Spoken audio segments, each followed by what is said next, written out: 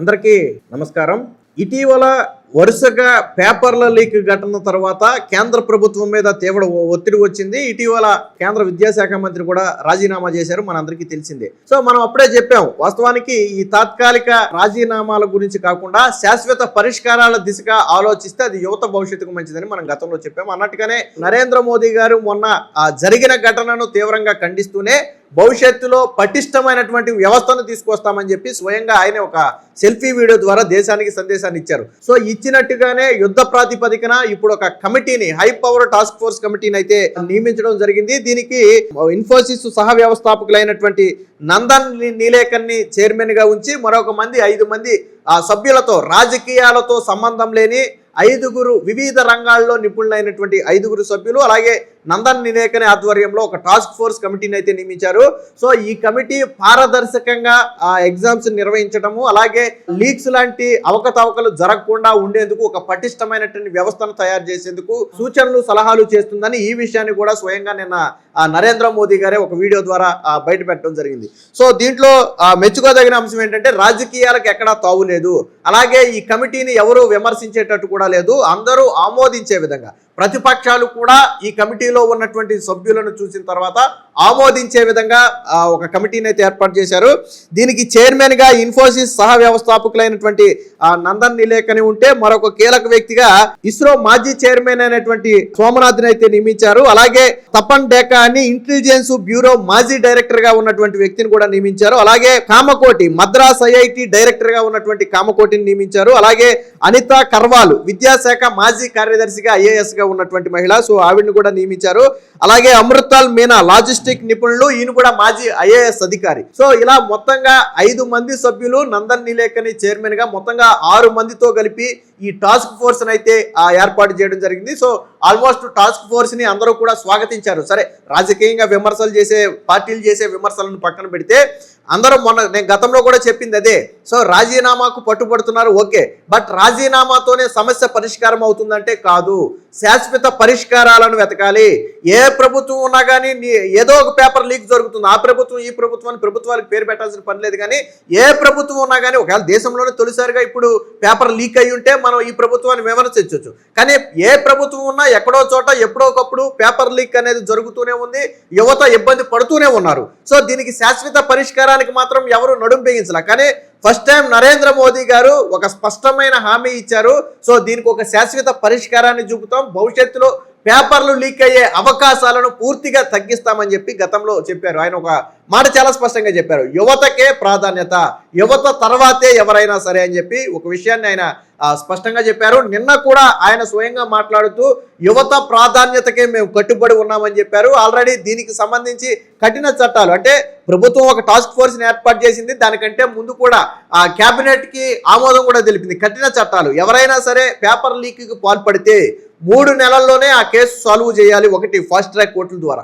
రెండోది, 10 సంవత్సరాలు జైలు శిక్షతో పాటు 10 కోట్ల రూపాయల జరిమానా విధించాలి అనేది నిన్న కేబినెట్ ఆమోదంలో తెలిపినటువంటి అంశాలు. సో ఇవన్నీ ఈరోజు పార్లమెంట్ ముందు కూడా రాబోతున్నాయి. ఏదైనా ప్రతిపక్షాలు సూచనలు సలహాలు ఉంటే మార్పులు చేర్పులు చేసి దీని ఒక చట్టరూపం కూడా తీసుకురాబోతున్నారు. అన్నిటికీ మించి 90 రోజుల్లో కేసుని పరిష్కరించే విధంగా ఫాస్ట్ ట్రాక్ కోర్టులను కూడా తీసుకురాబోతున్నారు. అంటే పరీక్షల నిర్వహణలో ఒక పటిష్ట వ్యవస్థను తీసుకురావడానికి అడుగులు పడ్డాయి. సో అది ఎంతవరకు సత్ఫలితాలను ఇస్తుంది అనేది భవిష్యత్ నిర్ణయిస్తుంది.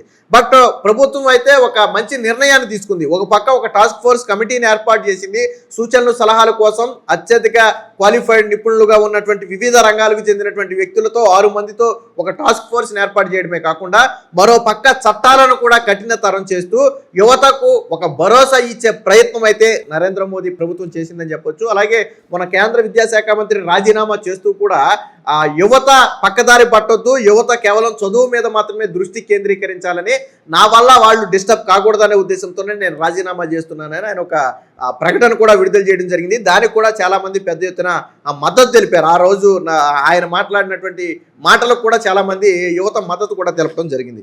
అయితే నందన్ నీలేకని అనే వ్యక్తి ఆల్రెడీ గతంలో కూడా పనిచేసినటువంటి అనుభవం ఉంది. ఏదైతే ఆధార్ ప్రాజెక్ట్ ఉందో, ఈ ఆధార్ ప్రాజెక్ట్ కోసం యూపీఏ ప్రభుత్వ హయాంలో భారత విశిష్ట గుర్తింపు ప్రాధికార సంస్థ ఉడాయ్కి చైర్మన్ గా కూడా ఈ నందన్ నీలేకని పనిచేసిన అనుభవం ఉంది. ఆ రోజు సమర్థవంతంగా ఆయన పనిచేశారనే ఉద్దేశంతోనే ఈ రోజు నందన్ నీలేకని ఈ task force, high power task force కి అయితే చైర్మన్ గా అయితే పెట్టడం జరిగింది.